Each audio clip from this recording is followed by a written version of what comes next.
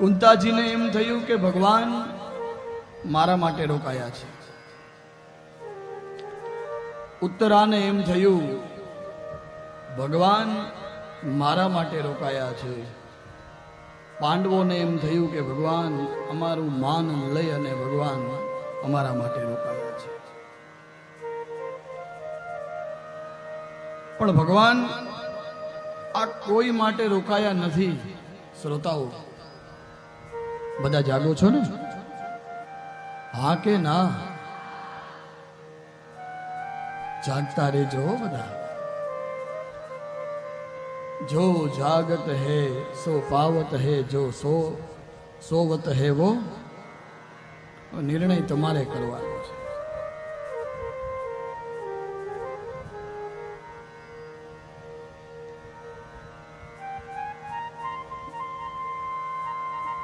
બધાને એમ થયું કે ભગવાન અમારા માટે રોકાયા, અમારા માટે રોકાયા, અમારા માટે રોકાયા. પણ ભગવાન ની કોઈ પ્રતીક્ષા કરી રહ્યું છે. ભગવાન એના માટે રોકાયા છે. અને કૃષ્ણનો એક નિયમ, એક વખત વચન આપે તો એ પૂરું કરે ખરો, ગમે તેમ કરીને કરે.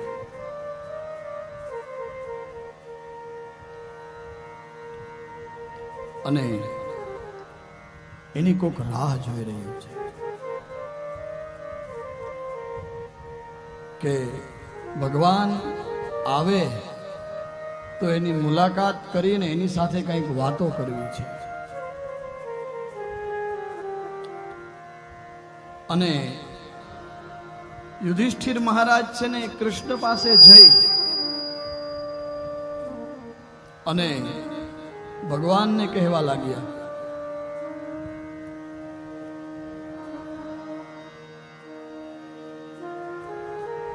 કે પ્રભુ આટલું બધું મોટું યુદ્ધ થયું, એમાં મેં કેટલો નર સંહારનો કરાવ્યા છે.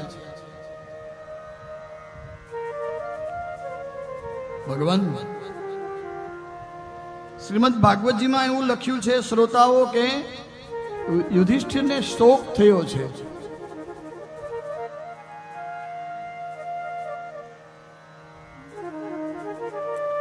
ભગવાને વિચાર્યું કે અર્જુનને વિષાદ થયો રણભૂમિમાં, તો એને મેં ગીતા સંભળાવી અને એક વિનોદ માટે વાત કરું છું. ભગવાનને એમ થયું કે આ મારે બધાને શું જ્ઞાન જ આપતું રહેવાનું હે?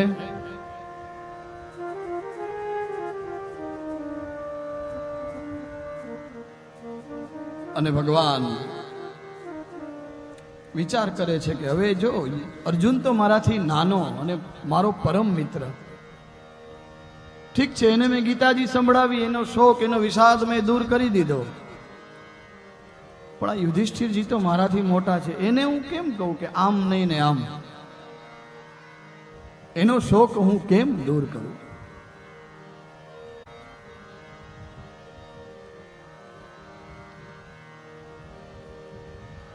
અને બસ એ પરમ કૃપાળુ પરમાત્મા, એ જગતગુરુ છે, કૃષ્ણ છે ને, કૃષ્ણમ વંદે જગતગુરુ. એની કોક રાહ જોઈ રહ્યું છે. અને કઈ રીતે જોઈ રહ્યું છે ખબર છે?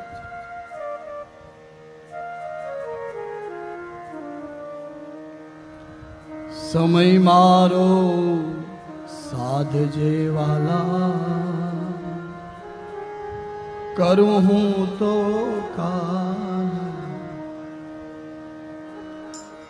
સમય મારો સાધજે વાલા, કરું તો કાલા.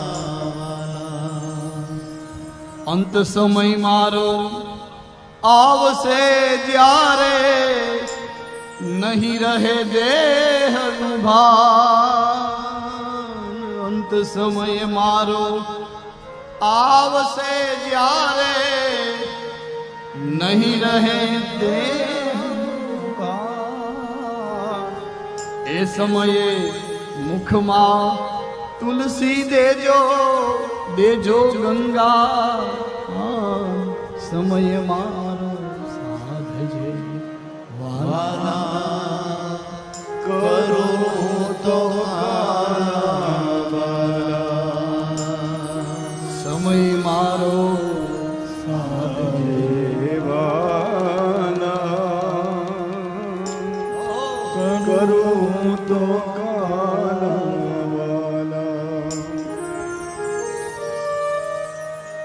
શ્રોતાઓ ભીષ્મ દાદા રાહ જોઈ રહ્યા છે. ભગવાનને એને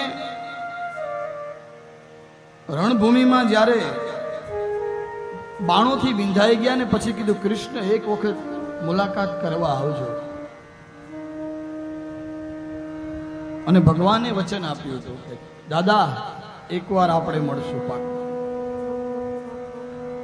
અને અમારા સુખદેવજી મહારાજ કહે છે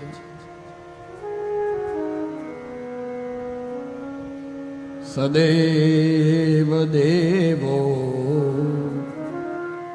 ભગવાન પ્રતીક્ષતામ કલેવરમ યા વદિદમ હિનોમ્યહમ પ્રસન્ન હાસા અરુણલોચનોલ્લસ મુખાંબુજો ધ્યાન પથ ચતુર્ભુજ. ભગવાનની પ્રતીક્ષા કરી રહ્યા છે ભીષ્મ દાદા. સદેવ દેવો ભગવાન પ્રતીક્ષતા.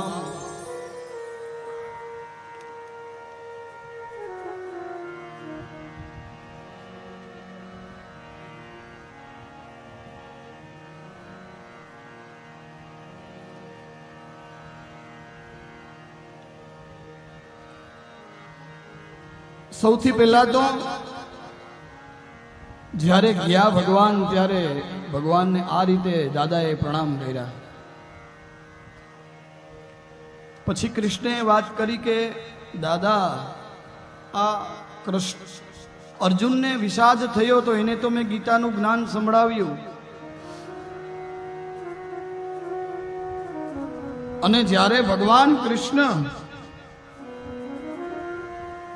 અર્જુનને ગીતા સંભળાવી રહ્યા હતા ત્યારે ભીષ્મ દાદાએ એક વાત દુર્યોધનને કરેલી